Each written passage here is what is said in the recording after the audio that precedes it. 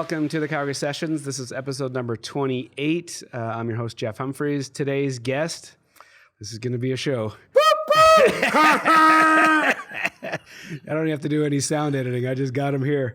This individual, we go way back.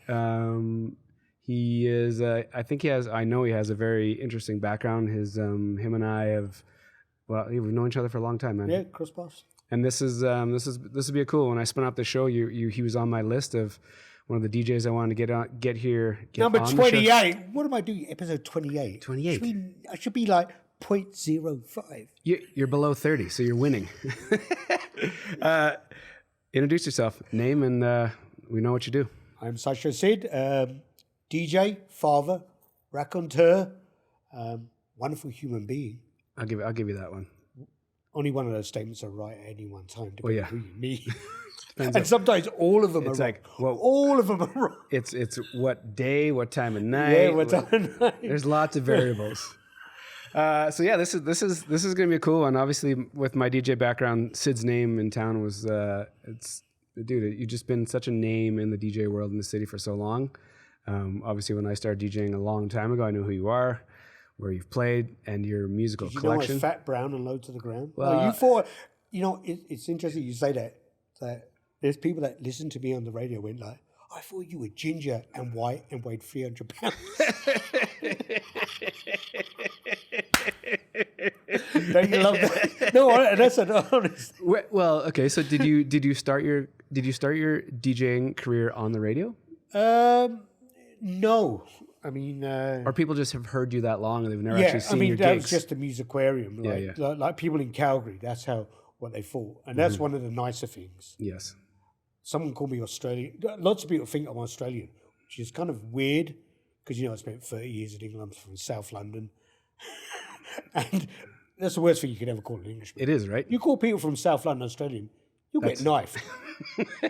Not only knifed, but you probably get dragged out to the Thames, have your head, hands, feet removed.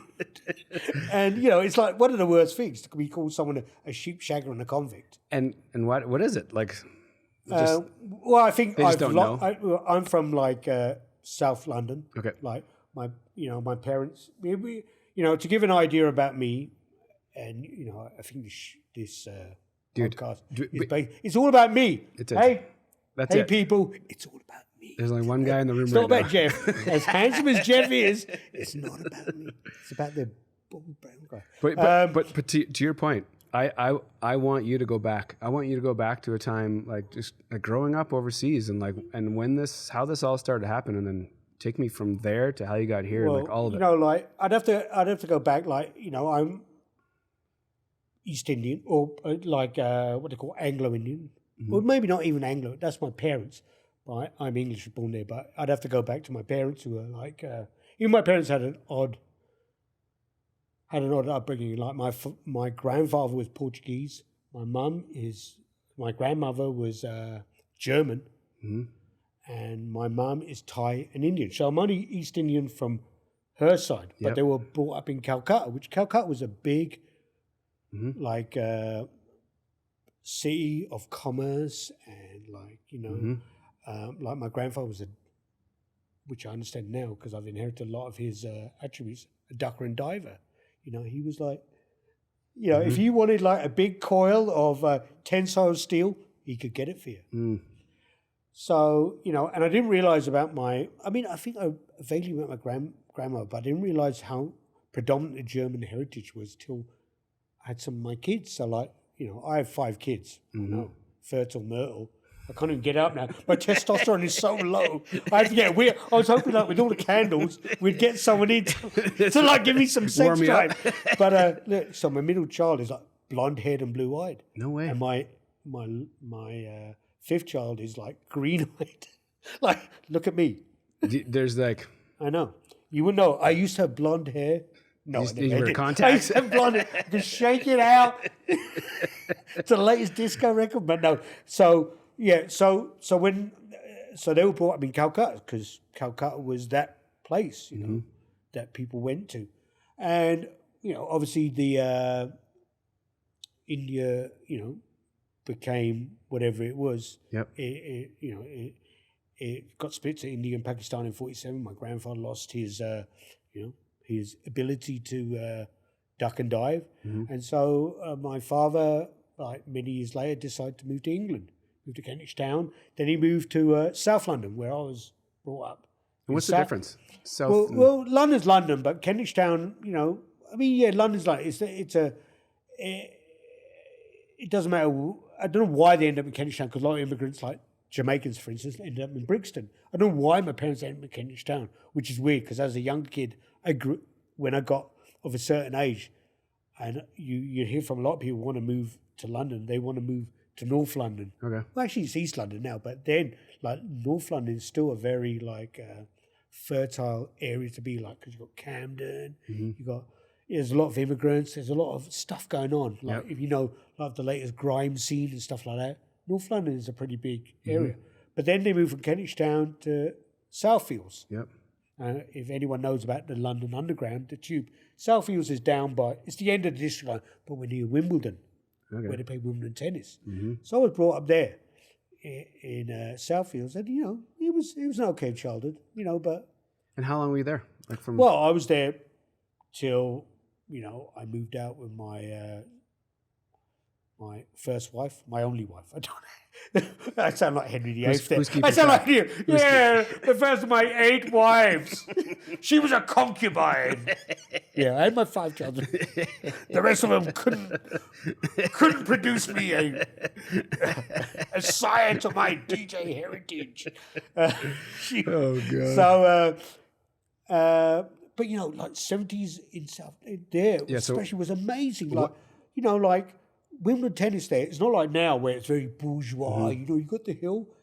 Back when we were kids, we could go in and out. People go like, you want a ticket?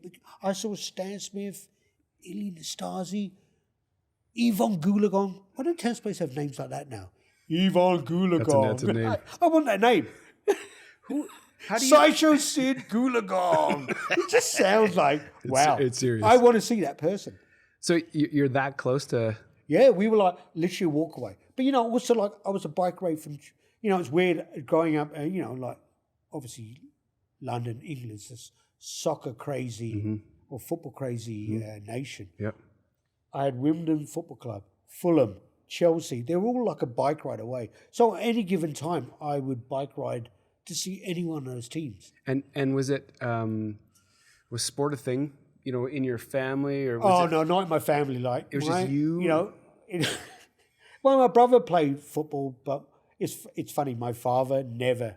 I grew up in a very. I don't know if people can relate to this in Calgary, but or maybe people can relate if they grew up in the 70s in Calgary. Like it was a very. It's wrong to say it was abusive, in the sense of like we think of abuse now, like hey, do you want to talk to me? It was more like, because your parents always wanted you to do better, or they were more frustrated with you, so they'd beat you. Yeah.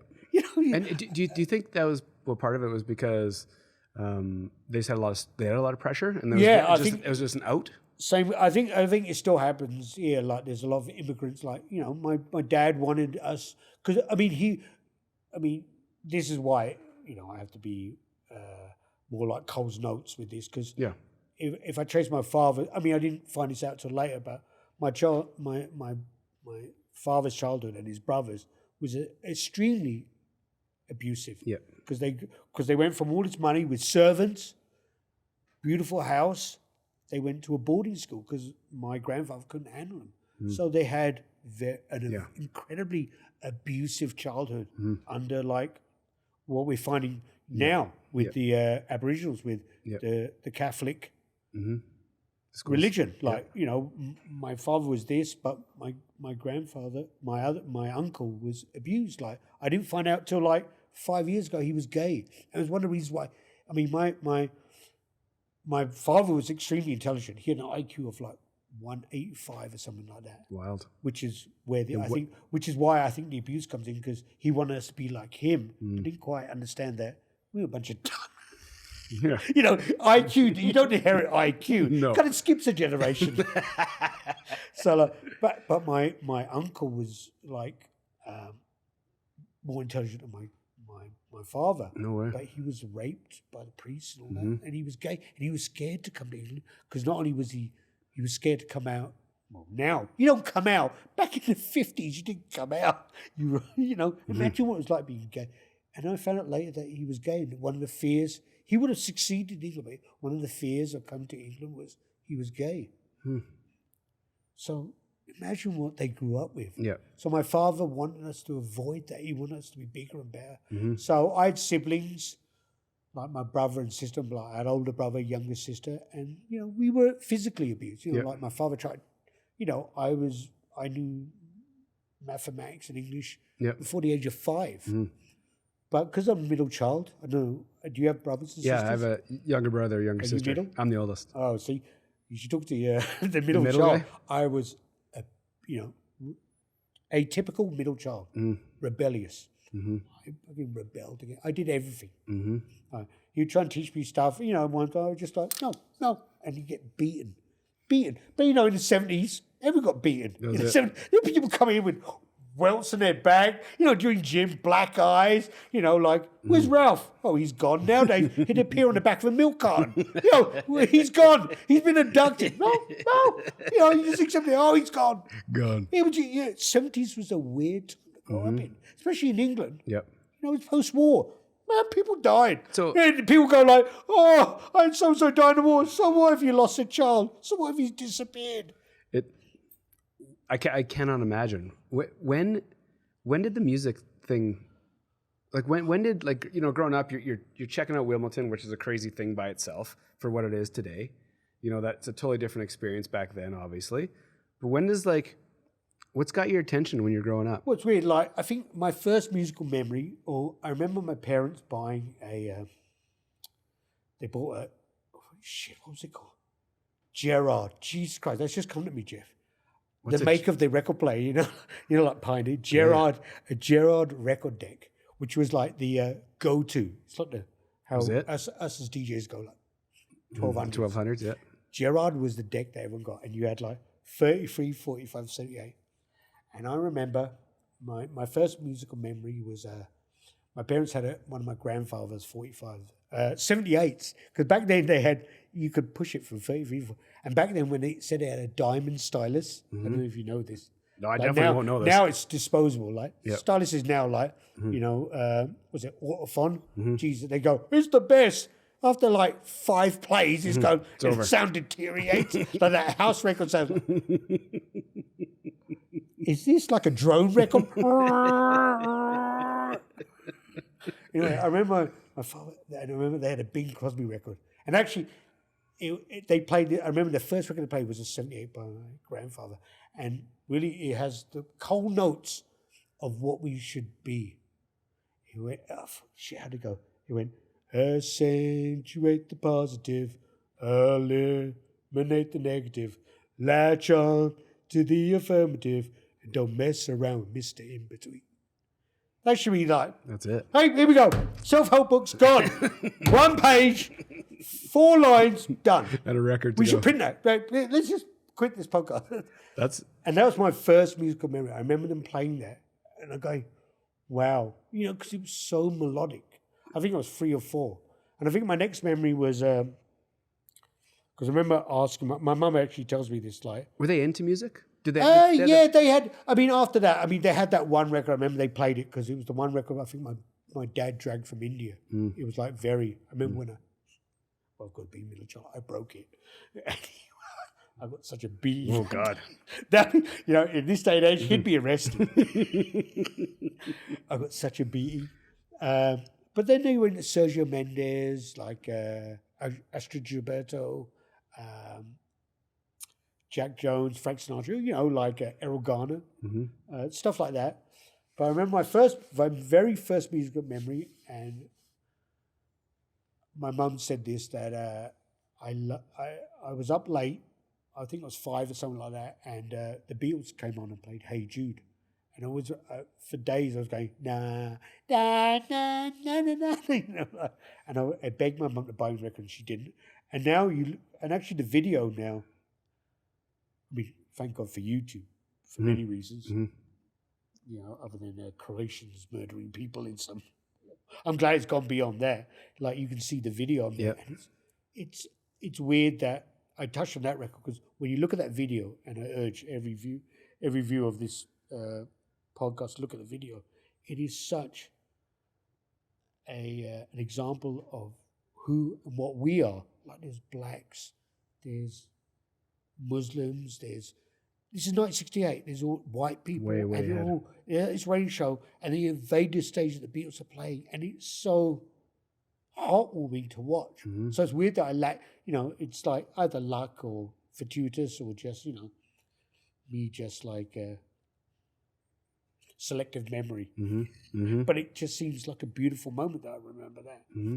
So then I grew up with my brother's records, like Pink Floyd, stuff like that. But then, I. So you're kind of you're being exposed to music through your parents and your family, right? And then, Just then things my are coming into the family. house, and you're just kind of like, And on television, we grew up with Top of the Pops. Like we all regularly had music was a big fabric. I mean, I remember like my father one Christmas gave me and my brother.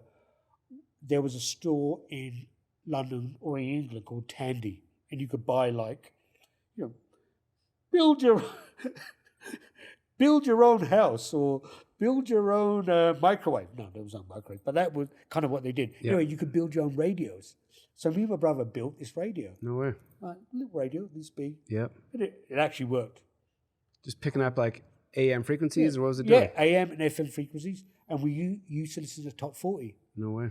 Like every Sunday, when I say abusive, this is what like we were so scared of my father that almost like Sunday became a sanctuary. Like from 6 to 7, they would play the top 40. So we'd hear stuff like Stylistics and T-Rex and David Bowie and all kinds of different music. Yeah, Coming out of a London station, like like BBC Radio. Okay, yeah. Just BBC Radio. Yep. I mean, I didn't discover the Pirates till much later on, little later on. Yep. But it was BBC Radio, and You guys are just sitting around the house, you and your brother, We'd sit there and talk for an hour and pretend just to be asleep, so my dad wouldn't come in. yeah. So Silence. make Silence. us- this would be our, Mhm. we'd lie there, we'd like listen to this radio, and we'd hear so much great. I mean, I wouldn't say it was great. It was. I mean, back then it was probably what they consider rubbish now, but back then it was like you had a real smorgasbord Yep. of great music. Mhm. And then I remember. Could you appreciate it back then? Could you tell the different like? No, I didn't appreciate back then, but I appreciate the safety of it. Mm. Like this was our moment. Mhm. We could be, me and my brother could be by ourselves. So- And we'd be lost. Literally, when I say lost in the music, we'd be lost in that 1 hour Mhm. when they played down the top 30. We'd be lost in that moment. And lost in the music is it's very interesting you say that, right? Because that's what music can do. Yeah, we didn't want it to end that 1 hour because we knew at 7:01 our father would come and go, It's gonna get different. okay, get those books out. Yeah. And we'd like. Yeah. So, and then I think so my mum fought against, it was weird, like, I don't know if because they were immigrants, but they fought against, it's weird how immigrants come, no, actually my parents weren't that bad. There were there were a lot of, it's funny, my mum especially used to say that, she used to say that, she used to use the N-word, unbelievably, against other people from India, saying that because when they came to England, they wanted to become part of, the fabric of that population. Yeah. Whereas others, all they did is come because England invaded. Because England invaded India, they gave everyone, like Jamaica, everyone. Well, you've heard about it. They gave everyone passports. Mm-hmm. You could come. You were a British citizen. Yeah. But so what happened was a lot of immigrants came to England, especially Indian, and they just got educated and just went back. They never became part of the the fabric of that population. So she used to use the N-word against them. I went, even then we were. You're like, whoa, Whoa, mom, whoa, mom, whoa, crazy. whoa. We go, but she'd say, yeah, they're not. No wonder we get. the abuse that we get or whatever. It's because they don't want to be part. You come to England or you go to somewhere and you become part of those people. Yeah. You don't take it and run.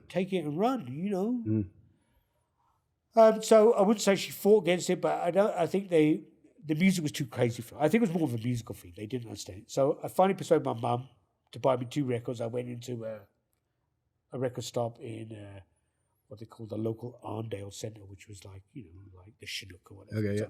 And I bought here we go. I urge people to go on YouTube after this podcast and listen to these 2 records, because I think this is it is a portent to my future here. I bought Rupee Edwards, because they were 50. They were like 20. No, they were 5 pence. They were in the discount bin. Yep. I bought Rupee Edwards, Irie Feelings, which is that. Do you know that record? No. It's not a reggae record. It's brilliant. It goes skanga, skanga. It's a bizarre record. Why did you want that one? Because I heard it on the BBC, like on the top 40? on the BBC. I heard it, and there's another record, and they were cheap. And the other one was Osmond's Crazy Horses, which is like Osmonds were like a teeny bop band, but Crazy Horses was like this crazy heavy metal record. It's a heavy metal record. It is. And you liked both of them. Caught your attention. Crazy. Of these tracks. And I still own them to this day. I still have the original copies. 12s? No. 40s? 12s didn't come like 7 inches. Okay. I still have them to this day. I still have my parents' records. Sergio Mendes. I don't have, well, obviously I don't have the Bing Crosby, which today is like the chagrin of mine. I wish I still had it. Mm-hmm. And then, and it was fun. And then I think I saw a Beatles film one Christmas and I fell in love with the Beatles. It was a homoerotic thing. I don't know what men feel like at that time. But something like that. The melody, something was just like... something about that. So I got into the Beatles. I was still listening to my brother's records. He was into Pink Floyd, so I was still into stuff like that. Yep. And then around about 76, I was just sitting there and on the television came the Sex Pistols, right? Now, we all think punk, like now, in retrospect, we think punk was this massive revolution. Mm. Jeff, it'd be like seeing, I don't know what it'd be like seeing now. I'm trying to think what it'd be like to be exposed to on mainstream television. It would be like the most underground trap music being exposed to on primetime television. Mm. Now, this is before the swearing, right, show. So I saw that and I was like transfixed. I'm like 13 years of age and I'm transfixed by this. Like, wow. And I mean, you've seen pictures of Sex Pistols. I'm transfixed. So I went, okay. And then about a month later, they were on another show and I went, wow. And that was it. It was like a TSN turning point. Mm. And there's no one around me.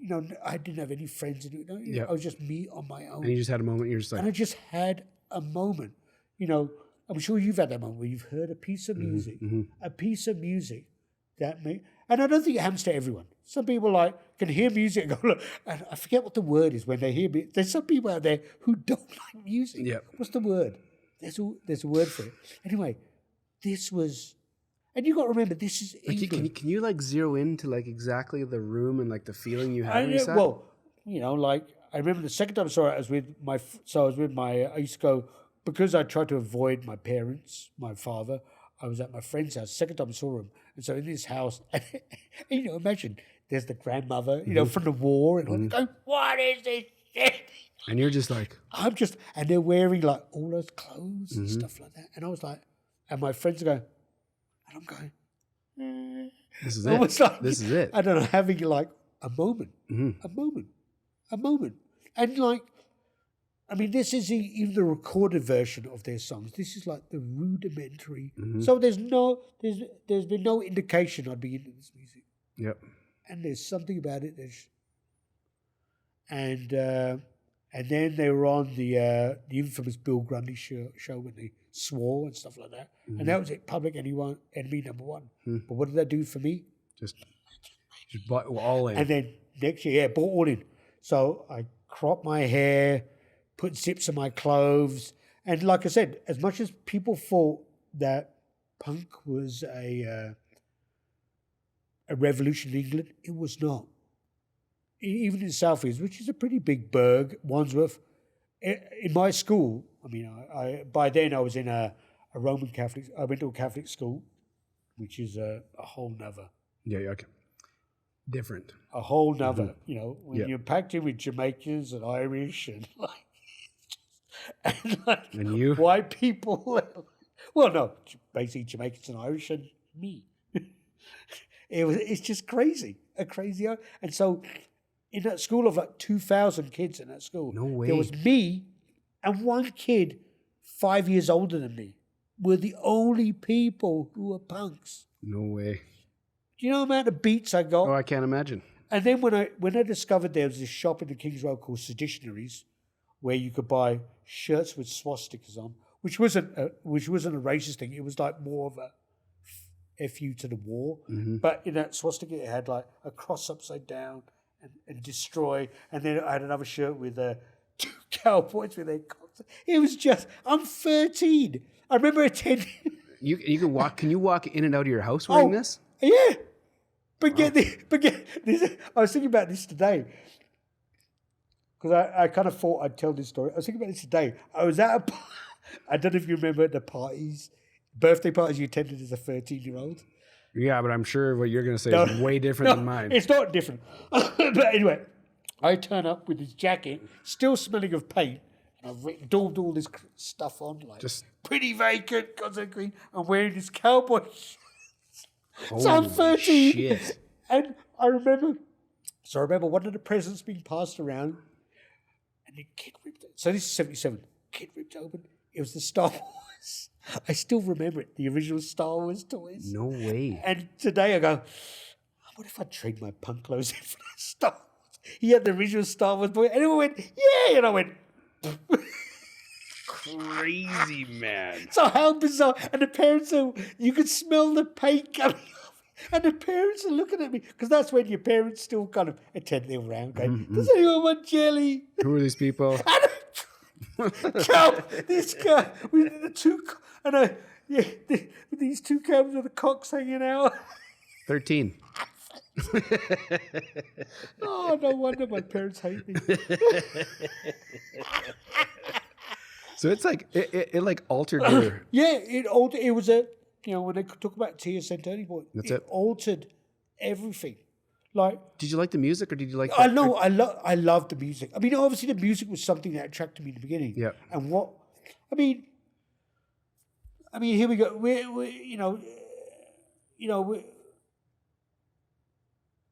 was a lot. I mean, I had no racism until I was 11, and it seems after like what they call now, what they call like 5 to 11. What they call that here? Like junior high? Well, no, before 5-11 is like what? Oh, like elementary school? Elementary. So in England, it was called primary school. Okay. There was no racism. And I remember I was and it was the first indication of what would happen for the next few years is that me and this other girl were the super intelligent ones, right? So I asked her for a dance. She goes, I don't dance with packies.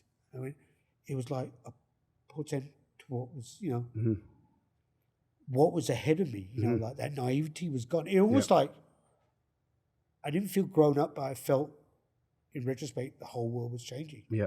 Because after that, it was a world of it. You go to secondary school, or what is it, junior high. Yeah. People don't care, do they? You're not a kid anymore. Yeah. You get beat downs, you get called names, and it was full on racism, everything. And so, it's bizarre that I chose something not to hide, but to be more. Yeah, way out. And I became like, I think it's development of my character now. I became this almost Napoleonic, I don't give a shit. I am going out there. I'm going to wear these clothes, be who I am. I don't care if I get beaten. I don't care. And I got beaten. There was a time, like, I remember walking home and I was wearing God Save the Queen during 1977, during the Jubilee. And these guys, I got hit so hard, I got knocked out. These guys dragged me and they broke my arm on a curb. I woke up like in an ambulance with like my arm like this. And I was 13. And I guess it was these grown men who just like, I'll give you God Save the Queen. Not in our city. Yeah. But did it stop me? Just fueled you. Just started getting, but, being the individual I am, being the man that had irie feelings and crazy horses, around about 77, 78, 14, I went, I'm kind of bored of this. I'm kind of bored of what it is. It just didn't seem to be going anywhere. It just seemed to be everyone wanted, the same music, the same, how almost punk suffers now with hardcore and all that. That's all they want. Yep. They don't grow beyond it. Mm-hmm. And then I started getting to Joy Division and Susie the Bank, stuff that was different, that had that edge, but was just sounded like more development and more angular. And then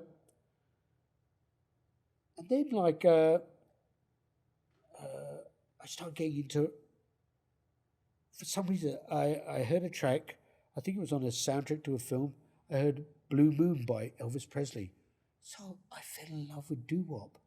I went to this record store. I go, "Do you have any record? Do you have Blue Moon by Elvis?" And he goes like. And back then there was no we had a CD. I had to buy a bootleg of the original Sun Sessions. And I went back and then I bought more doo-wop records and I bought more and I got into rockabilly and rocking records like Vince Taylor's Brand New Cadillac and stuff like that. But I was still buying all this other stuff. And I got in and then got into Cage and got into all this weird. And I was like 15, 16. And I went, so like an eclectic set. I was into all this weird shit. My friends would come over and I would be playing and they go like, what is this? It's old time. It's crazy. But I was still friends with them and they thought it was weird. And this story will lead to my first DJ gig. But during this period, we went to see The Clash. Must be 78, 79. We couldn't get in. Too young? No. Full. Jeff, I was going to gigs at 13. Back in those days, I went to August. I saw the Sex Pistols at 14. No way. In this, and this actually that was a turning point for me. That's when. Sorry, I should have gone back and said that to me was a turning point. I found I saw the Sex Pistols at this gymnasium in Uxbridge, which is like way in the west of London. It was like the size of Ship and Anchor. They were playing on this stage, and it just sounded so boring and drab. And I went, they sounded like a plodding heavy metal band. I went, what is this? I don't, Yeah. It was like stripped of all, and then it was all people like. It was almost like what every revolution happens. The other people join in, and that's when it starts to weigh it down. Yeah. And I felt that. And it's weird to feel that at 13, but I felt it already. I think that's why I got out of it. So, around about 79, we were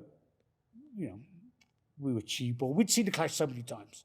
I'd seen The Clash back in the day. I'd seen them 20, 30, 40 times. No way. And so we couldn't get in this gig, but this guy went... he was a tout, selling tickets. He goes, I don't have that, but I have tickets for James Brown at the Wembley. We went, I think someone said the N-word because it was dumb. And we went, okay, we'll get it. He said, yeah, no, you can backstage. It was like all access. So we went to Wembley Empire Pool, which is actually the size of, let's say, it's the size of the Saladome. To give you, it's probably a little bigger, but let's give people a dimension size. Jeff, there must have been 50 people there, right? Maybe 50, 60. You got to remember that disco had ended, funk. No one, hardly anyone, of that ilk went to gigs. So 79, he did the full show. The full show. With 50. The K-pop, dropping to his legs, the backing. There was none of the, the later James Brown. It was full on funk, do. And I went, that's it. That's it. Rock and roll was over for me. Obviously, I still bought rock and roll, but it was over. All funk. This is like, wow. It blew me away. The sound, his energy, there were, Jeff, there were 50 people there. Even to this day, I know you and I have DJed to 50 people. I don't think we've applied even 100th of the energy that man did. It was a show, and he put on a show. Put on the full show. He Crazy. didn't, he didn't like, I think maybe it was even, before the drugs and all caught in, he put on the full show. And I was just, wow, this guy has done something that all these other bands have never done. He is like committed to like his craft and, the passion that music. And I felt it. And, a few weeks later, a guy from college, he took me to because I was telling him that I'd been to James Brown show. He thought his old time. Oh, James Brown. Even amongst that, James Brown, old timey. Like I told him I'd seen Frank Sinatra. Oh, yeah. In 79, he went, oh, yeah, old timey. He goes like, hey, do you want to come to a club with me? I went, sure. He goes, we'll pop out during, you're laughing at this, we'll pop out during lunchtime. You go to the club. Where was went, oh, sure, okay. So we went down to Soho, and there were dance clubs, like full-on soul and funk dance clubs, open in Soho in London, in the West End, during lunchtime, 1 till 4 o'clock.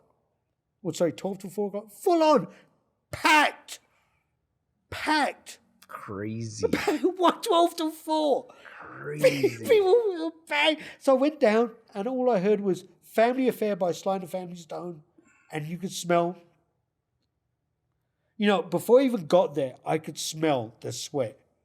I could, like how big are these even rooms? though, when you go to a certain club, yeah. you can feel the heat. You can feel it. You go like, yes, this is a fucking night. Totally. And I'm not saying like you're generic like cowboys, but when it's a club you want to go to, and you just feel, wall of heat. It's almost like you can feel the lights, the heat, the energy. Totally. You can feel it. You're not even there. You go, ah!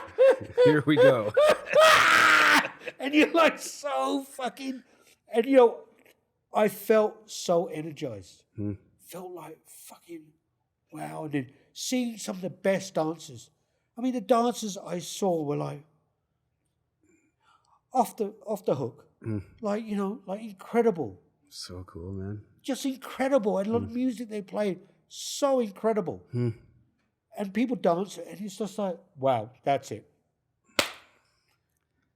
Next. I'm grabbing that Smith's record, but I'm grabbing this, and that was it. It was like, so I started collecting like old soul and funk and stuff like that. When you're walking into those clubs, is the DJ hosting the show? The DJ. Well, there were some DJs that did. Yeah. I know, I never went to those, but I know out in the world they had DJs like Chris Hill and all that get on the mic. Yeah. And there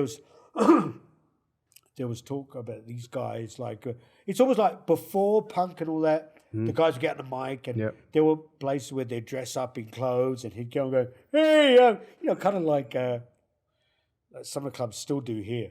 Do any do? I think the gay clubs used to. I know Twisted. Okay. And I went like, really? Ew. Hey, here comes the flower man. It's a selling flowers. Well, of course he's the flower man. What else would we be selling? Hopes and dreams. So who's playing the music these places? Just a guy. Just a guy, just like a you'd find out later. Selector. But it's weird. Like this comes later. Like DJs were just you went. I never really knew about DJ culture till kind of much later, and even then it didn't matter. I mean, it's just music. Yeah, I didn't know who Larry Levan was, but I was at Paradise Garage, and later on, I guess I knew it was Larry Levan. Yeah. But it was just guys playing great music. It didn't really matter. Like people, obviously, in that, if you were in that environment, you followed those DJs. Yeah. This particular DJ, I don't know, I couldn't remember. Yeah. He might be a big deal, but he was playing great music, and people were just like loving it. And you go, Jeff, it's 1 o'clock in the afternoon. They're going. They're going. Crazy. They might be going back to work in an Exactly. hour. Because it was like, we stayed till 3 and it was still packed. But people would come in and out. They were going to work, back to work. And was it because the music they couldn't find it anywhere else? Yes. That's another thing. I mean, you know, we'll get into this later, but there's another thing. It's like, well, they could find it, but these guys, it's the way the guys played it and the way they exposed it and, you know, what they did with it. And also you're playing to, you know, like English club culture is whole different than we know. Even weirder than any other, you know, I mean, I've read about other cultures, but England's so weird. I mean, Jeff, in the early 70s, who travels hundreds of miles to a small town outside of Manchester to dance to 60s soul? Who does that? They travel from Edinburgh, London, Wales. Who does that? To listen to obscure 60s soul. Crazy. Thousands of people. Thousands. And there's no like internet or like, you know, magazine that tells you. They've just heard. They're coming. And how many people would you know now who thousands of people would travel all over the world to dance to? And here we go back to what you're saying. It's like they had the records. Yep. People You had wanted one to hear option. it. You had one option. That's where you had to But go. there was no indication of that. There's no signpost. There's no nothing. What makes people do that? Other than the love for music, word of mouth, the love of dancing, the depression of, you know, life in England. What makes people do that? I don't know. Yeah. There was no indication of that, and there was a television program after that, and then it blew up even worse. But before that, it was busy. So crazy, man. What is it? It's And you know what's even bizarre? That, and here we go. I urge people who view this podcast, look at the Northern Soul dancing, and then look at breaking. It's so weird, Jeff. There's no difference. These people were dancing the same, and there was no internet or nothing, but they were both dancing the same way. It's just sorry if I can't swear, but it's fucked up. How do you? You said it a couple times. You know, the dancing and the music. Which was there? Were they both equally as interesting to you?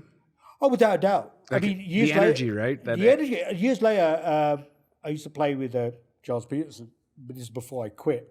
And the jazz dancers, I urge you to go to London, and I don't know if they're still around, but the dancing they did. Like, if you've ever watched those old films with Djing Kelly and all that, it was like that. They would go up this wall, come down in splits, come up, and you saw that live. They were more, that's what I say, they were more interesting than a DJ. And they weren't breaking. These guys were so out there. And they were dancing to like, you know, a break in a Dizzy Gillespie song, or, you know, and even Northern Soul dancers, they were dancing to these weird Latin breaks. You know, that's why the link between what they were dancing and hip hop and what they were dancing to in the 80s, you go, how did these people dance the same? It's the music. It's something about it that drives your legs, that drives your imagination to dance a certain way. That's the same. It doesn't matter if you're in fucking London or Lagos or Brooklyn or whatever. Yeah. It makes you do the same things because it's something about that music. Just the driving beat. Just the driving beat, and your passion to be. I don't know if it's your passion to be noticed, but your passion to be the ace face, to be the person that dances the best. Yeah. You know, it was such a thing. Like, I don't know anything, right? You and I are totally different generations, but, you know, the tail end of, like, when you're watching shows, like on TV, and just dancing, whether it's Soul Train or whatever, like dancing was such a thing, and you could be... Yeah, I mean, I think that's one of the problems these days, is that people don't know how to groove. They don't listen to music. But then also the music isn't made to dance anymore. It's made to kind of like... Just be there. Nod your head and like, or jump up and down. Kids jump up and down. So, yeah, I did that. And, so when was your first, like, when was your first gig? My first gig was 79, 80. Someone heard I had a big rockabilly doo-wop collection. And you did have a big one? Yeah. Like, were you buying like 10 records a week kind of thing? Yeah, something like that. Yeah. So it was a big... we were doing dodgy shit. You know, You're finding records. I was finding records, and I was like, you know.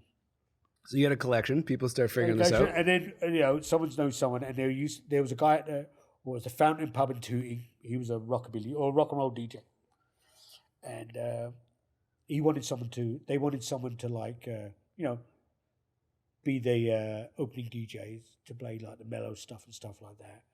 And so I did that for a few weeks, and then like he got drunk or something or other, and then for some reason I had to finish. What kind of music? Everything? Well, that was just rockabilly and doo-wop and all that. Okay. But I had no idea what to play. Like this guy was like, he was a really good DJ, rock and roll DJ. Yep. So I had no idea what to play. So I had Zorba the Greek, the theme. Da-da! Da-da! I played that. Holy fuck! Come Alive. It was like playing Rage Against the Machine. No way. Killing the name out the ship. There's not a stick of furniture left. And then I played the theme from Deliverance. You remember this, eh? I remember those two songs that I played. I played the Cajun music because I was big into Cajun. Anyway, the next week wasn't allowed to play. I'd outshone him. No way. But I learned the power of DJs. Like how you can just like how you could just with just a few songs you take him on a ride. Take him on a ride. Play, before that it was just I play really. And this was like that was the first time you realized that this will do that. Yeah, you had that. This will do that. You had that impact. Yeah. And it wasn't like thought out or anything. I mean, obviously I'd read, obviously I didn't buy Zorba the Greek because I'm Sideshow Sid. I'm the most amazing collector in the world, an arbiter of taste. I'm going to play Zorba the Greek. No, I've obviously read somewhere, maybe that the guy from, because I'm a big Cramps fan, so maybe I read that Lux Interior played it or something like that. So I played it, but yeah. Sideshow Sid. Did they call you that back then? No. I was like, holy hell, you've had that handle for like. I was Sid back then. Okay. So that's your first gig, and then that was my first gig. Did you were like, wow, this is something. And then I didn't play till like the 80s, and then I had a lot of soul and funk, and I played some friends parties, and other people were there, and I played with like Pete Tong and all that, but I played very low in the building. I'm not even mentioned. Just the opening guy. Yeah. And then I was going to clubs. I'd Blitz, Beetroot, all these great clubs. That were like the foundation of club culture. Let's say. And I kind of stopped DJing in 85. I had kids. Yep. Stuff. I got married. I did, and then I came here in 93, and then I started doing the show. No way. Well, no, actually, I came here in 87. I did the show. Okay. I came here for a year, and I did a show in CJ Stone for a year. And you randomly just kind of went to the. Well, I just went to stage. That's back when you go to stage, you go, and I got soul and funk and house and hip hop. I mean, 87. And they went like, "Oh, okay. Who's this guy? How about I do a show?" Literally, you could go and walk in and do a show. And he's got That's an when Terry accent. Clark, the godmother of Folk Fest. She just went, "Okay." So, Musicarium? No, it was just a show? I think it was the Musicarium then. I'm trying to think of what it was. I do have a tape of one show from back then. Crazy. I should drag back. So that was 87. Then you came here full time in 93. 93. I wanted to come back because, I had kids then. And, it's always the way. You don't want your kids to go through what you went through. Yeah. Yeah. So I brought my kids here in 93. And back then there was a Don McSweeney was the station manager. And my soon Giussi was the program director. So she remembered me for 5 years before she went. So when I, said to them, like, I'd like to show, she went, okay. Well, they gave me a Thursday, so I did that for a few months. She goes, you got to give it to my soon. Like, she changed, I think CGW and gave them almost their reputation into the modern world. She dreamt up the Friday night, the whole Friday night thing. Like, so it'd start with me and then, roll on through from whatever to all the way to the rave at 12 o'clock. So that's where... So she programmed a night, right? Other than the Bangra, which was kind of like... Left field, but whatever. That was whatever it was. So that was Musicarium? That was the music. The Musicarium was always there. I think it started Musicarium on Thursdays and all that, but then it became that's when it became the show that was the reputation, that whole hey, welcome to the weekend. Yeah, but it was a... Yeah, It was a place to listen to some. Yeah, and you talk about record, you could only hear those records on that show, and it grew from there. And as much as people, and I should warn you, listeners or viewers, that as much as you want to do in CJSW, like as much as you think like, oh, I played all those great songs. Where's the ticker tape parade? You come out your first show. It wasn't until about 2 years later that people actually came up and said, This is good. wow, this is good. You didn't hear about it, but you just did it because, you love music. I mean, I had done pirate radio that's why I always consider DJing at CGSW a privilege, because back in the 80s and 90s in London, it wasn't, like the BBC is like what the CRTC are here. Right. They were like, wow, if you don't play this, they'll carve you off the air. BBC would send people around. They'd hire heavies to come and raid your whatever and take all your equipment, all your records, everything. We used to have like ropes outside the windows so we could they want to go out. So we could get out. How ghetto is that? Crazy. It's like what year was this? 1950? But that was the 80s and 90s. Like, yeah, you had to avoid the man. And so Musiquarium, that's kind of like, you're full time in Calgary now, and you're just, you're playing everything you love. Yeah. And just like, is Sideshow Sid born? Yeah, from that. Musiquarium? Yeah, Musiquarium. That's right. It was born from that. And then, I never imagined DJing or whatever, but then I started getting asked for gigs.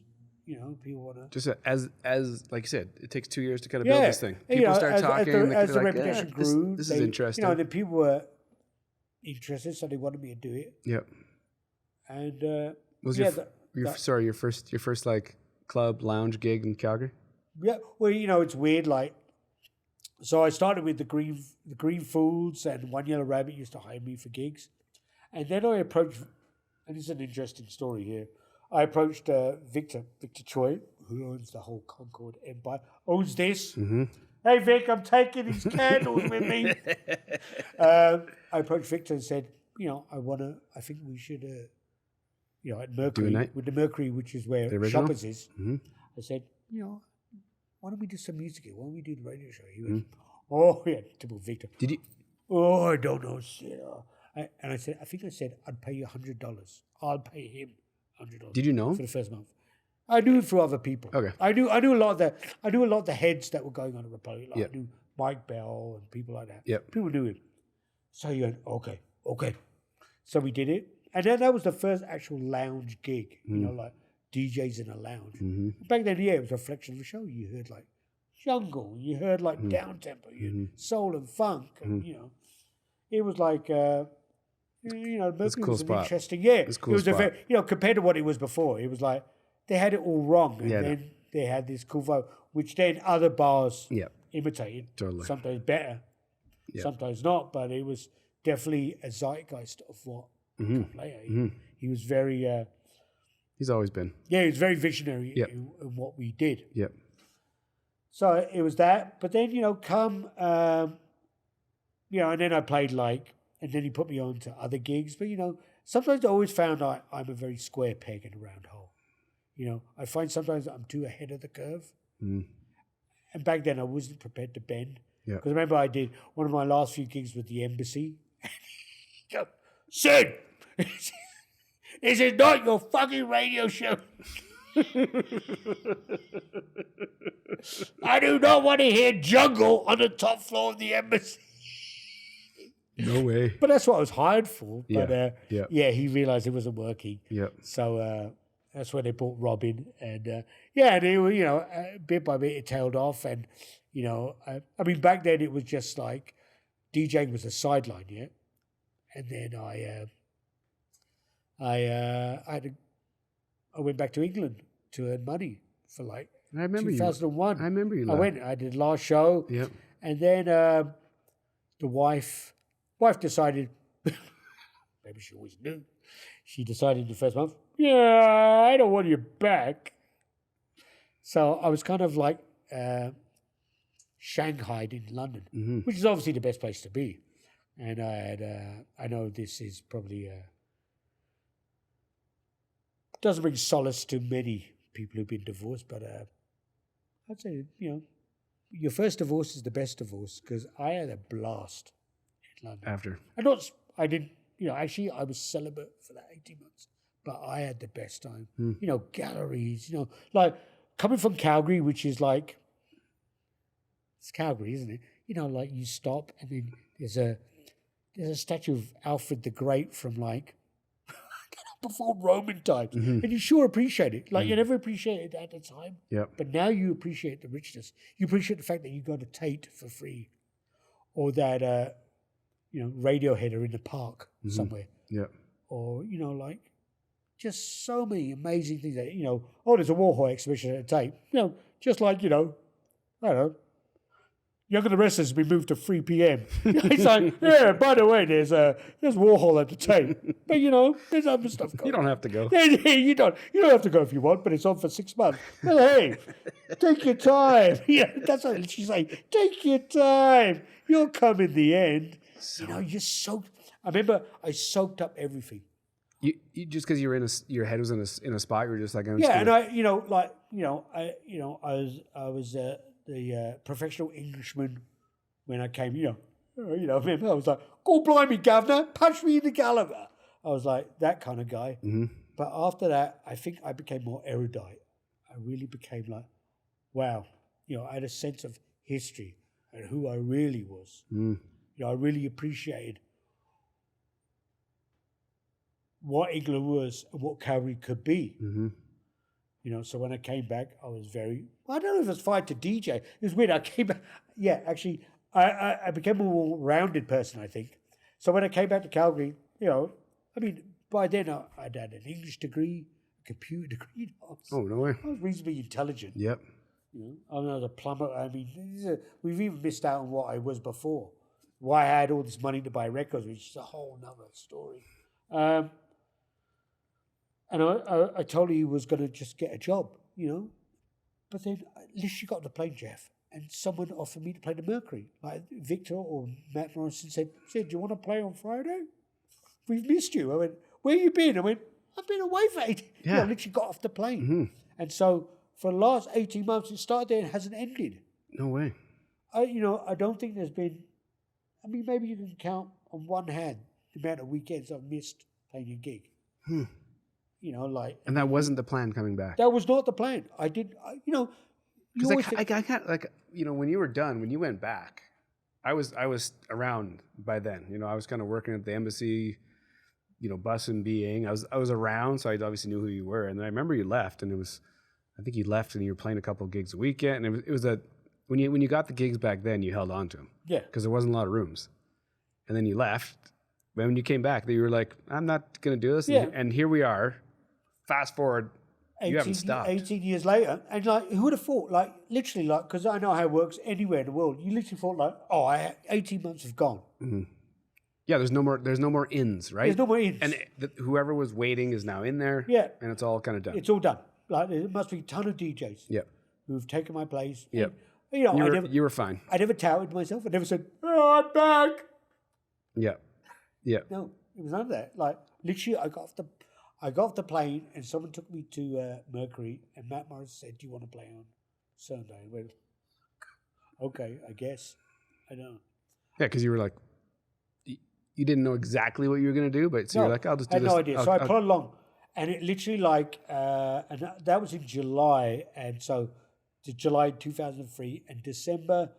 Funny enough, December 2003, I was literally going to go home because things, how it is in Calgary, rent, this, that. Yeah. And then Flashlight kind of happened for me and Rob. Rob invited me to play Flashlight. For some reason, he didn't want to do it on his own. He wanted me to do it with him, which I kind of fought against. So I went, really? Because, his night at the embassy was big, wasn't it? His disco. Oh, night. yeah. But he wanted me to which is interesting, hey? What do you think his thought? Because Faust is a really good friend of mine, obviously. And what do you think his thought process was? What? Just, I think he wanted me to be the heavy because I think he had a lot of mooches around him. He was making money, but not enough money. Or maybe he thought I'd push it along, and maybe he thought it was. What about the music? What about that? was there an interesting dynamic of your musical selections between the two of you? Could you feed off each other? Did he understand that your musical knowledge was something that could? Well, you know, I got Robbie's first gig. I was the one that recommended Victor No way. to hire him. Because did he have a show on CGSW too? Yeah, he had a show, but he was playing Latin and Boogaloo and stuff like that. What was his show called? Okay, so what was the first gig you got him? What was it? Actually, he played. You know, we actually played a gig way back in the day at the Westwood. No, ooh, that was fun. That was a fun place. But you got Jeff. This was a gig, and I always think that it was the last gig of its type because I think it was like 1998, 1999. So it was like almost that time when things were turning, when everyone had to mix. They got a salad. I'm gonna mix it, and I'm gonna mix these records as well. Yep. Everyone had to mix. This was the last gig where I remember people just playing records. I still remember me playing James Brown Mind Power, all 9 minutes and 14 seconds of it. And people were just going. Jeff going all night. Going. Crazy. And Rob did the opening. And I remember they wanted me to play as New Year's Eve, but we decided to do our own New Year's Eve somewhere, which is a failure. And Rob, I recommended to Victor that he have Rob for New Year's Eve, and that was it. It never. In. He was in. Vic And he was a clip-on bear. He was not. He went, and he like. He was not letting go of Victor. So what? Flashlight. That was a after you come back. Flashlight was a moment in time. Yeah, where, I think it was a big. like you guys killed it. Yeah, for a good 7 years, we got, and you know what it was is, and I think a lot of people didn't understand. You know, a lot of our peers, because back then everyone was about mixing. You got to mix. Yeah. I got 2 records. Can you just play them? No, I got to mix them. Got to find those 2 records to mix them. You know, everyone was obsessed. Yeah. And it was a gong show. It was a party. We just, we had dancers. We had like the canon, stupid movies, but we had the canon.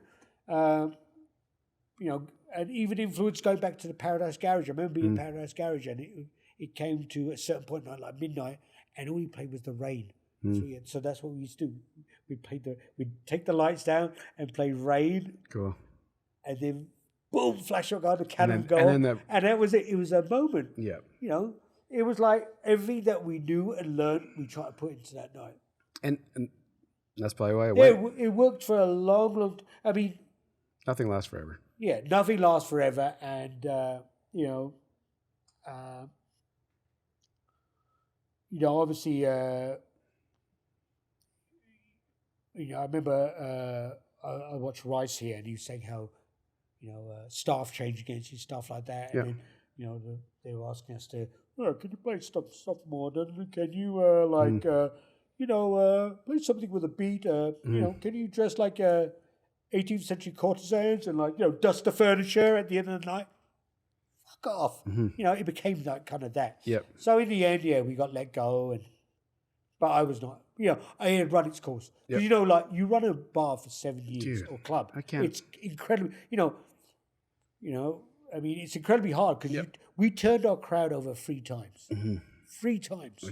Because people get old, and you find it now, even where DJ bars, you find it changes like every 2 years. Crazy. Max.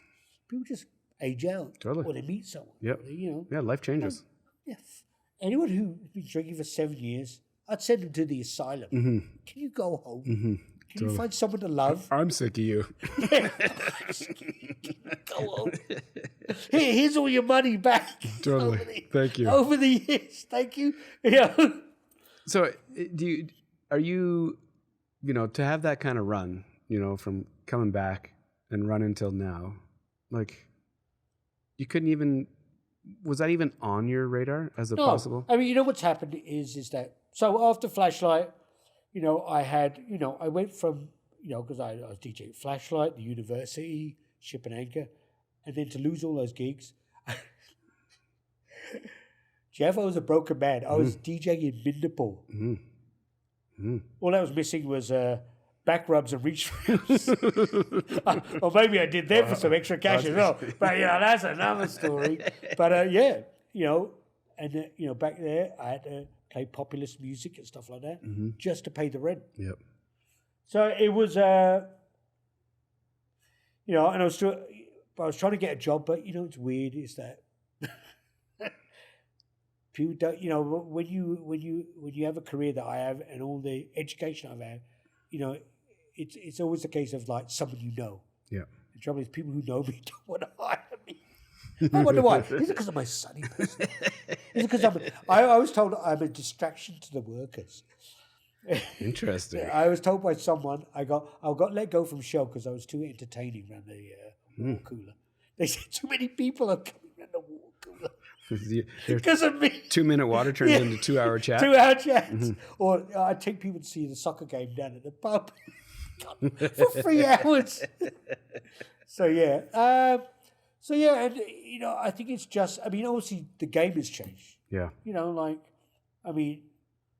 The group I work for, Concord, God bless them, are like, one of the few people who hire me, which is kind of ironic and kind of. That's how it started. But also like a damnation of the people that we know, that and how DJ. When you get to a certain level of DJing, we go back to my days at the fountain. Yeah. They don't want you to be. Yeah. They don't want you to fucking. Put them in the shade. They always want you there. Yeah. You might do something that to make them go like, this is kind of like, maybe. I don't know. I don't get into conspiracy, whatever. Yeah. But it's interesting that Concord, and as much as people say I have a bad attitude or I shout a lot or whatever, I've worked for these guys off and on for like 25 years. That's a long time. That's a long time, man. And if you're a dick, it's not if going to you're last. a real dick, It's and not going to last. You're not gonna, and anyone will tell you that if you're not nice to certain people, or you don't get on with staff, you're not going to get rehired. No, nobody wants to. I mean, everything has changed. I mean, it used to be 8% of me, 20% of them. Now that's changed. Yeah. Once in a while, I'm just happy to stick in, some Stevie Wonder and some Jungle once in a while. But I'm not saying it's the worst. My kid put it into perspective. He worked at Safeway, right? He used to work at Safeway. Yeah. He lives in London now. Oh, he's a producer now. He tells me, a producer of what? Stevie Piles of Poo. But he tells me he's a producer. And he said, like, years ago, he goes like, because I came up going, Mr. Blobby, like, kicking the walls. He goes like, Dad, how much did you earn today? And, back then I earned $400 a night, let's say. Yeah. He goes like, Dad, I worked 8 hours for $100. What are you complaining about? And I just did 4 hours. I went, yeah, you're right. Noted. Yeah, duly noted. And so since then I've never been like, you have bad nights, you have good nights, and you have whatever. But Can you keep things on the even keel now? After all these years, like good nights, bad nights, can you kind of have this is like when I was playing, I was kind of it wasn't a roller coaster, but I definitely found like the highs were crazy high, like after a night, the energy, like the building's still vibrating because it was amazing. The nights that suck, you're just at the bottom. You're like, man, it's late, I'm tired, and it's kind of this up and down thing. Well, that's because like unfortunately DJs are like, you're like a film director or you're like a television producer. You're autonomous. They might give you the money, but if you fuck up, so it's all on your shoulders. And sometimes I think we get lost in that we really.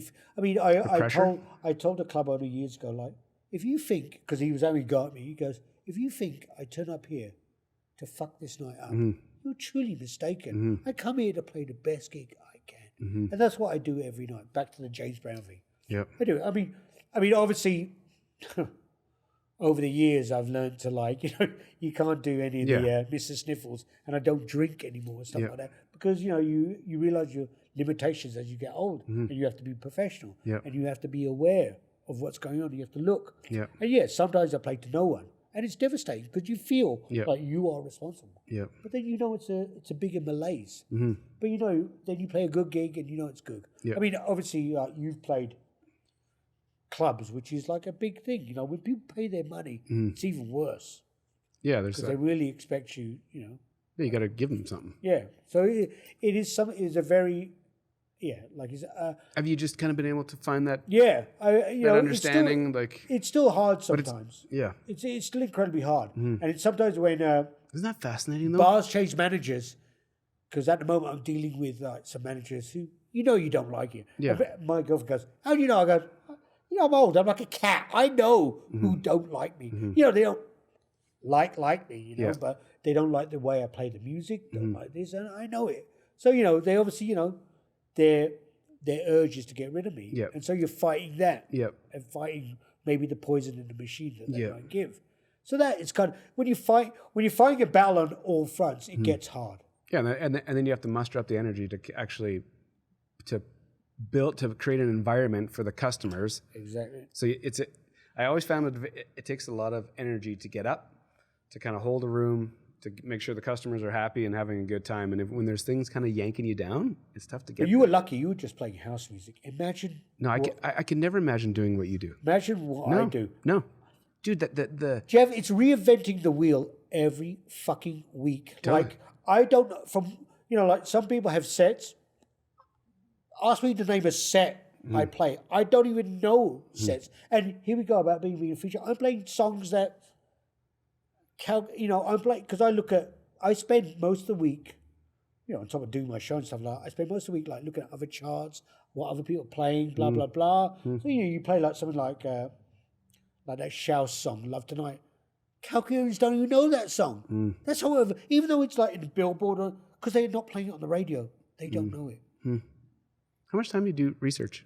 Shit! Like, are you like 3 hours a day. You're like a crazy man, and that's 3 hours a day. which is like you said. I just played house. I had one lane.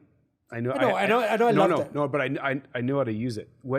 Being a musical person like you and have those playing these rooms where you got to pull everything together and then research things is a different ballgame. But it's also, you also realize how DJ game is changing. Like during COVID, during the last 18, 19 months, how it's changed. How the bedroom DJs and the advent of the controllers changed. I heard some DJ the other day, and I won't name him or I won't tell you where it was. He played Ice Ice Baby, Vanilla Ice, into Aqua, No way. Barbie Girl. Really? Whatever you might think of those songs. He mixed them. But did he?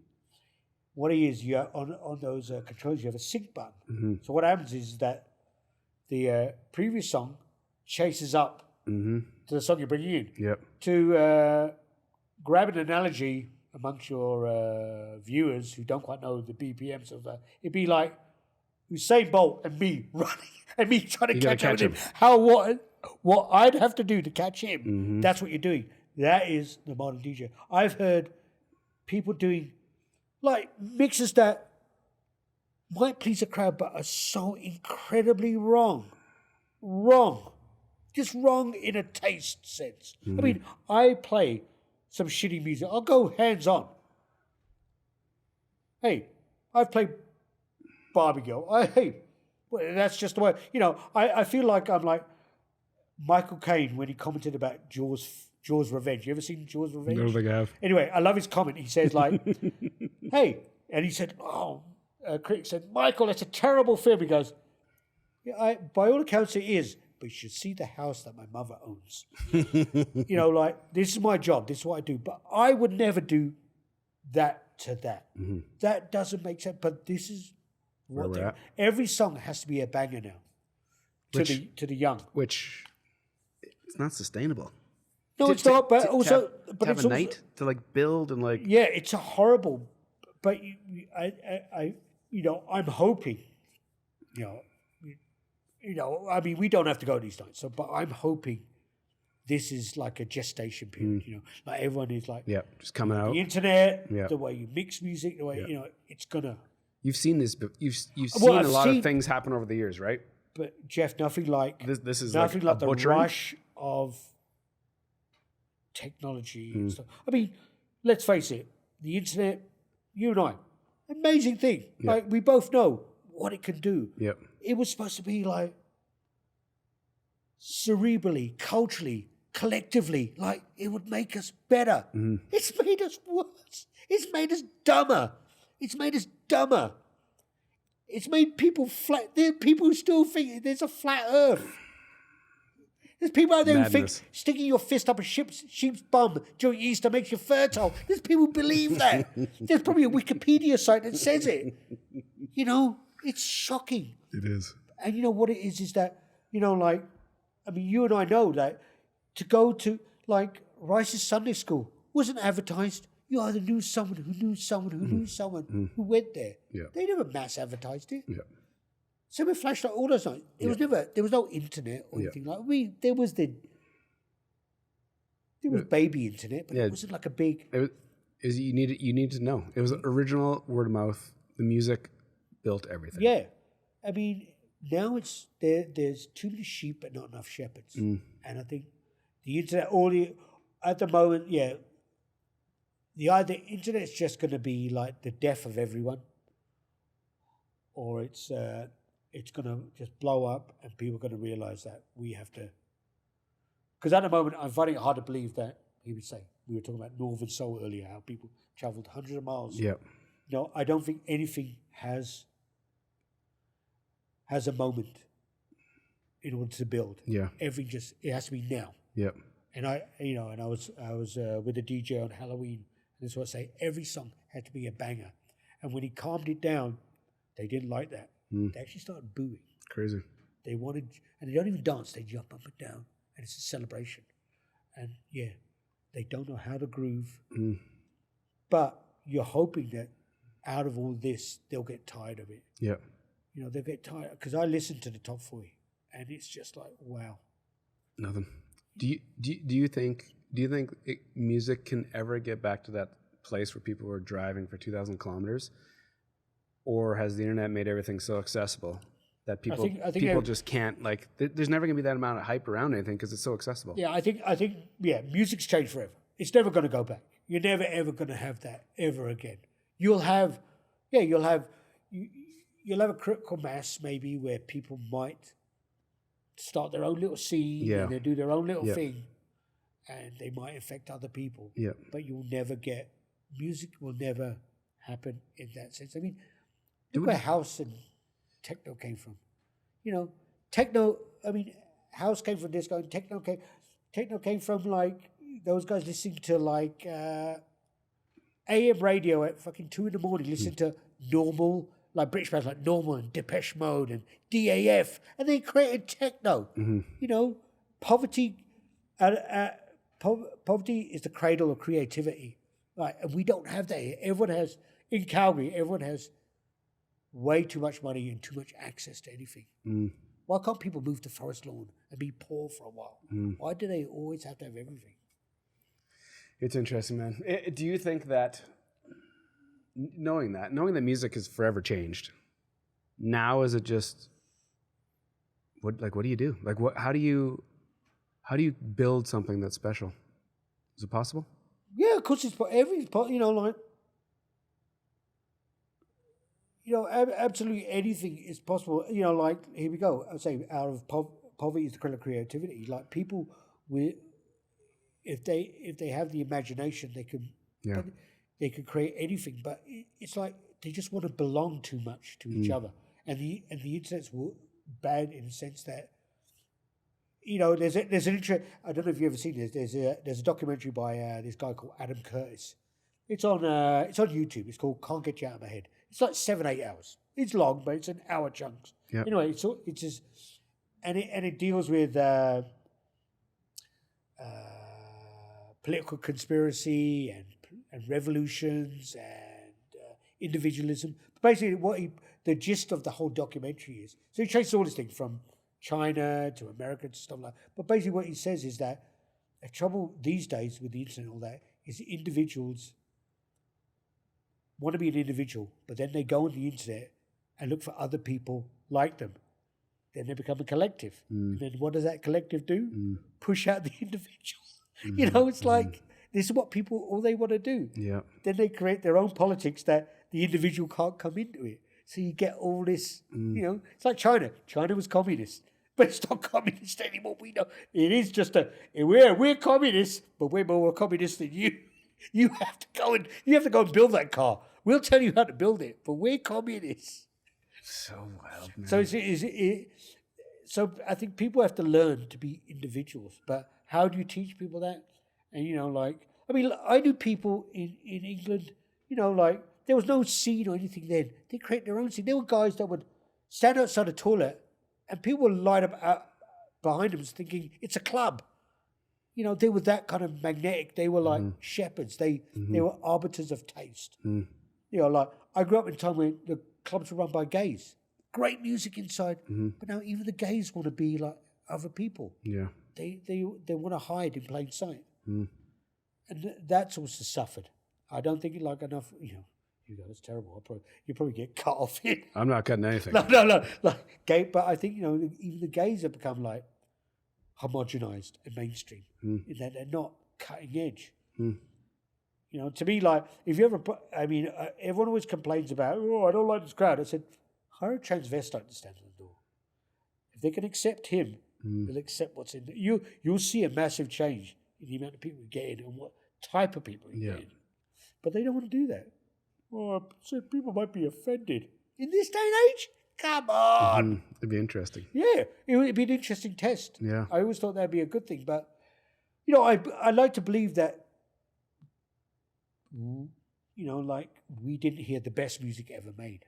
I like to think that there's, you still got that in you, like you can. Well, I like to be, do you have? I'm old. Yeah, I know, but you grew up in like the heyday of like.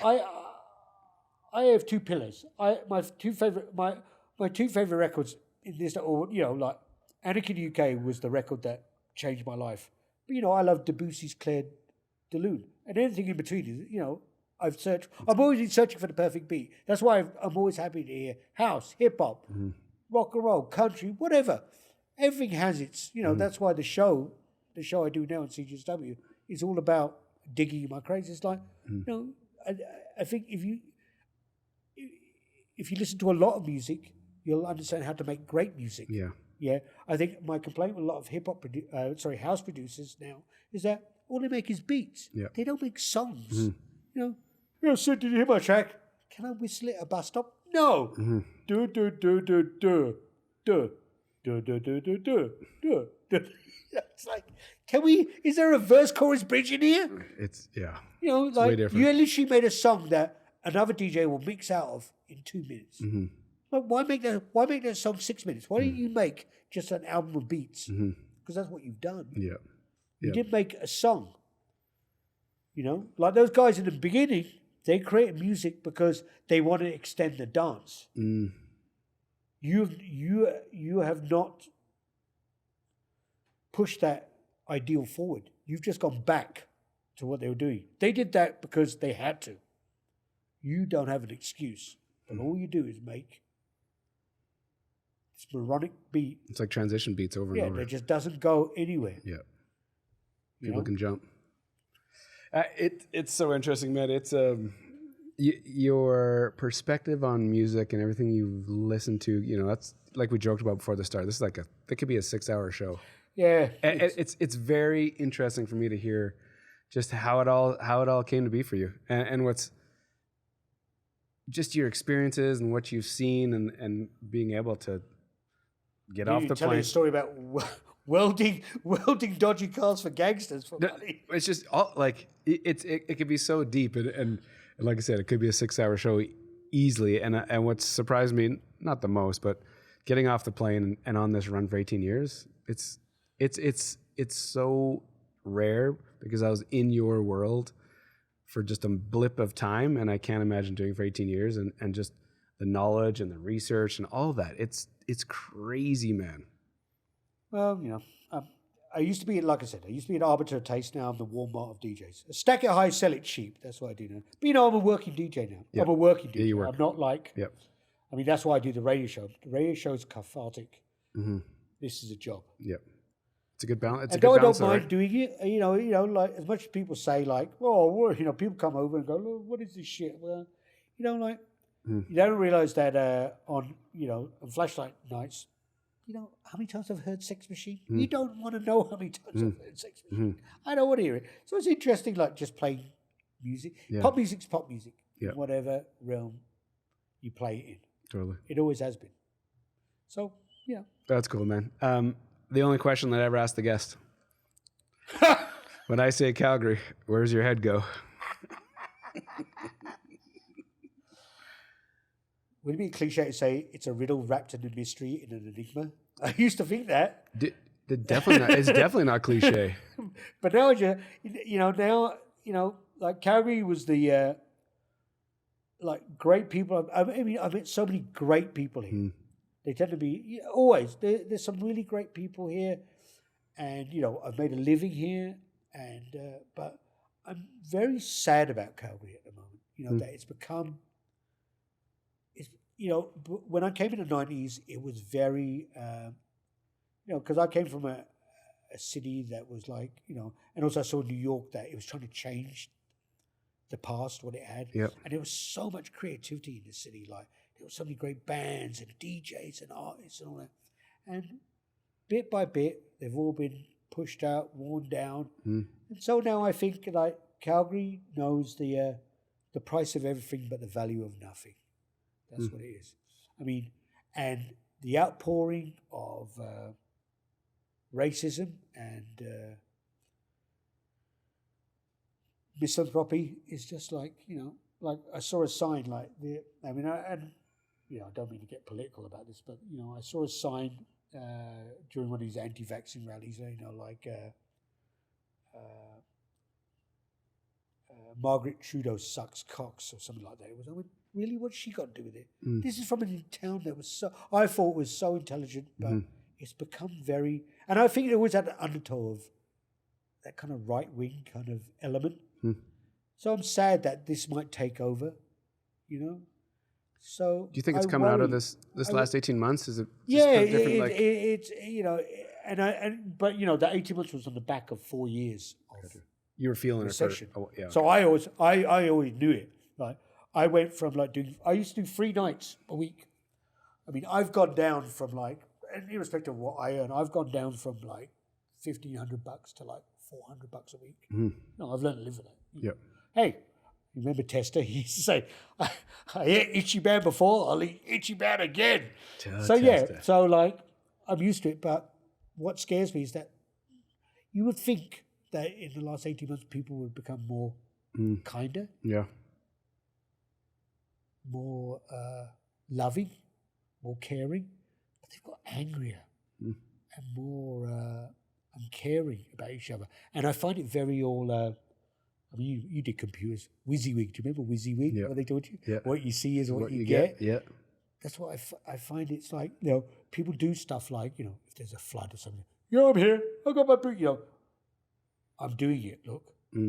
Like George taking the $5 out of the tip jar because the guy didn't see him. Yeah. It's like, look at me. The show. And people just don't do stuff because they want to. And I think that nature has gone out of Calgary, but which I found in the 90s was more prevalent.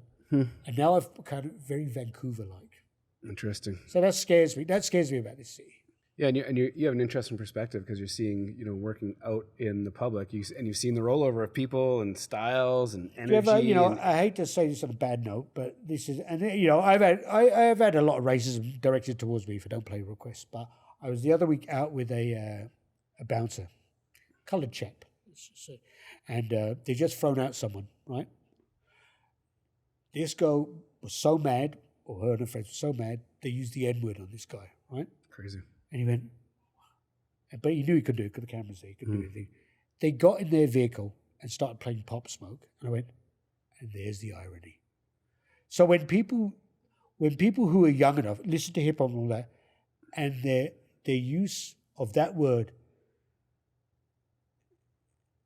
is the same as when they'd use their, their right arm or left arm to catch a ball. It's scary for me, that is, when their back up is against the wall, they will use anything to put another person down. That scares me. That's like the newest generation. And that's not just isolated incident. I've heard many takes on that. So that scares me about the younger people, how they just see people as people. They'll go there, yeah. Yeah, they'll go there. Yeah. And they don't think anything about it. And that's what worries me. I mean, hey, I've been called names by my friends and stuff like that, but it's not off the cuff. They just do it just to wind me up, probably. But to use that publicly, it's scary, man. It's different. And then you get in a car and then you listen to hip hop music. It's am I missing something here? So yeah, I think Calgary has some great things there. Don't get me wrong. There's like It's just what you're seeing right now. It's just what great you're feeling restaurants. right There's some arts collectives and stuff like that. But music, I know I'm sure there might be a great underground somewhere. I don't know where it is. I mean, Habitat does some great stuff, but I'm just not seeing enough of it. It's lost. But I think that's also from the top, like the rent, like the money. I think I think what I think the big turning point in the city was when Calgary went to the Stanley Cup, when the big people like Cowboys all realised that Mercury was getting a 200-person bar was getting like 1,000 people in it. That's when it all started. Yeah, they all wanted a bigger cut, and there's so much. It costs so much money to rent. Like Tommy Dog, I read recently, has gone from 17th. That's not because I don't like 17th. That's because of the rent. Yeah, because who do we think we are? There's no beach here unless the amount of flip-flops I see in the city during summer, there should be a beach here. I don't I don't see a great art gallery, or unless the world's greatest collection of dream catchers and that flea-bitten buffalo is like constitutes a museum. I don't know. There's nothing here of note. Yeah. And that's what saddens me. We could have so much, but we've spunked our money. And we need to think about what are we going to do. How many boom and bust have we been through before? Would you let these people run your bank account? Yes. Well, it's people like you, it's good stuff. But, you won't be long. You won't be long to be moving from here. I don't know, bud. You got your dogs. Yeah, I'm here. I'm here. So cool, man. We got to end this sucker because my memory card's going to run out. It was really cool. This memory card ain't running out. No, it's buddy. Like locked in. Memory card ain't running out. It was really cool, man. Thanks, super baby. Cool. We haven't caught up in a long time, so it was really cool to chat again. I want hair like Jeff. Look at this. Yeah. You got to go backwards in time, buddy. Okay, my hot tub time machine. Totally. Thank you. Thanks, Jeffrey. We'll talk soon. Cheers, babe. Later. Peace.